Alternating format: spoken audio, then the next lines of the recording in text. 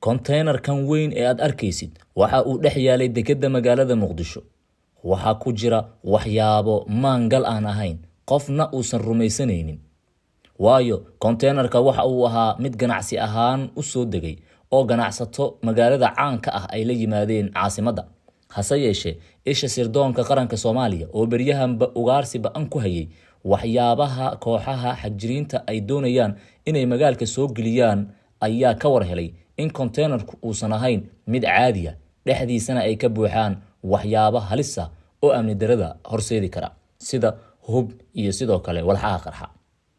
Waxaa la furay albaabkii weynaa ee containerkan oo dekedda iska dhex yaalay. Waxa laga soo saarayba waa mid af iyo labadii aad qabsanaysid.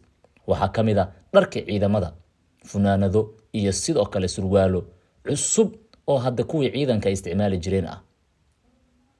Hay'adda NISA ayaa sidoo kale la socotay dhaqdhaqaaqan iyo xiriirka shabakada ballaaran oo kala joogay dibadda iyo Muqdisho iyo gobollada, kuwaasi oo ka wada shaqaynayay soo iibinta, soo rarista, soo dejinta dekedda ilaa gaarsiinta gacanta kooxdan. Dhammaan shabakadihii ka shaqaynayay arrintan oo ka kooban in ka badan 10 ayaa NISA ay ku guuleysatay inay gacanta ku soo wada dhigto iyadoo qofna uusan ka baxsan. Ilaa iyo 4 gaari oo loo diyaariyay in lagu qaado qalabkan si ay u gaarsiiyaan cadowga ku sugan dalka gudihiisa ee dhuumanaya ayay hay'addu sidoo kale gacanta ku dhigtay. Gaadiidkaas caasiyaal ayay ahaayeen oo marna ka diiwaan gashan magaalada Muqdisho oo rakaabka ama shacabka qaada, kuwaasi oo qorshahoodu uu ahaa inay saanadan u qaadaan kooxda kadibna ay dib u soo celiyaan kuwa dhibaatada dadka gaarsiin kara. Dekedda iyo airportka waa 2 il oo dalka muhiim u ah, waxayna hay'adda NISA beryahanba ka waday howl aad muhiim u ah oo wax looga qabanayo.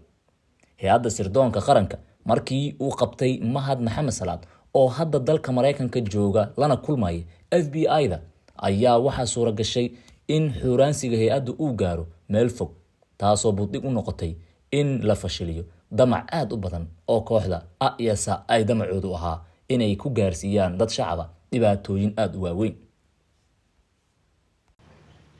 ciidanka hay'adda sirdoonka iyo nabad-sugidda qaranka ayaa dekedda Muqdisho ku qabtay alaabo ay ciidamadu isticmaalaan oo ay ku jiraan saanad ciidan kuwaasoo loo waday khawaarijda al-shabaab. Sirdoonka Soomaaliya ayaa si dhow ula socday saanadda ciidan ee lagu soo dhex qariyay badeeco ganacsi ahaan dalka loo soo gelinayay ilaa iyo waddanka laga soo qaaday iyo muddadii laga shaqaynayay intaba. NISA ayaa sidoo kale la socotay dhaqdhaqaaqa iyo xiriirka shabakada ballaaran oo kala joogtay dibadda Muqdisho iyo gobollada, kuwaas oo ka wada shaqaynayay soo iibinta, soo rarista, soo dejinta dekedda ilaa gaarsiinta gacanta khawaarijta. Dhammaan shabakadii ka shaqaynaysay arrintan oo ka kooban in ka badan 10 ayaa NISA ku guuleysatay inay gacanta ku wada dhigto iyadoo qofna uusan ka baxsan.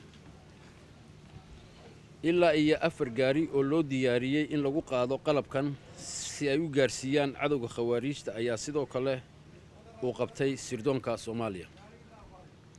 dhanka kale sirdoonka Soomaaliya wuxuu gacanta ku dhigay alaabo u socotay cadowga oo laga soo dejiyay garoonka diyaaradaha Aadan Cabdulle Cismaan Aadan Cadde.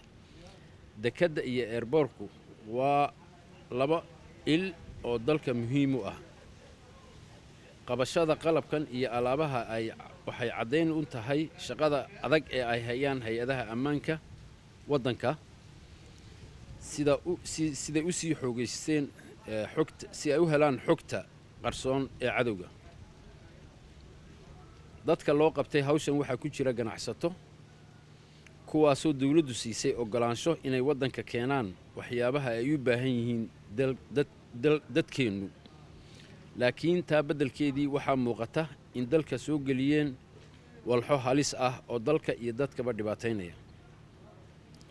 dawladda Soomaaliya waxaa ka go'an inay tallaabo adag ka qaado dambiilayaasha khawaarijta iyo qof kasta oo u kaalmaysa dhibaatada ay ku hayaan dalkeenna iyo dadkeenna, ha ahaadaan ganacsato, mas'uuliyiin ama nooc kasta oo ka mid ah bulshada Soomaaliyeed. waad mahadsantihiin.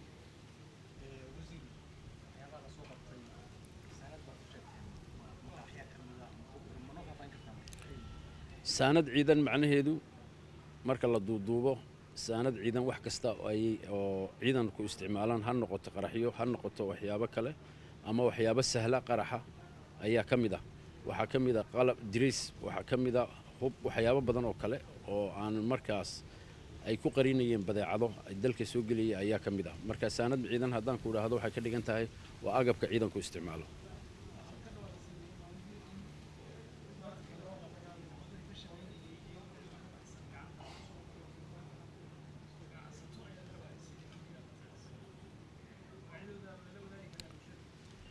weli waxaa socota baarista marka ay baaristu soo dhammaystiranto kadib ayaa lala wadaagi doonaa laakiin hadda inay lama wadaagayno laakiin waa nila wadaagi doonaa mustaqbalka dhow haddii la haydhaa aad baad u mahadsantihiin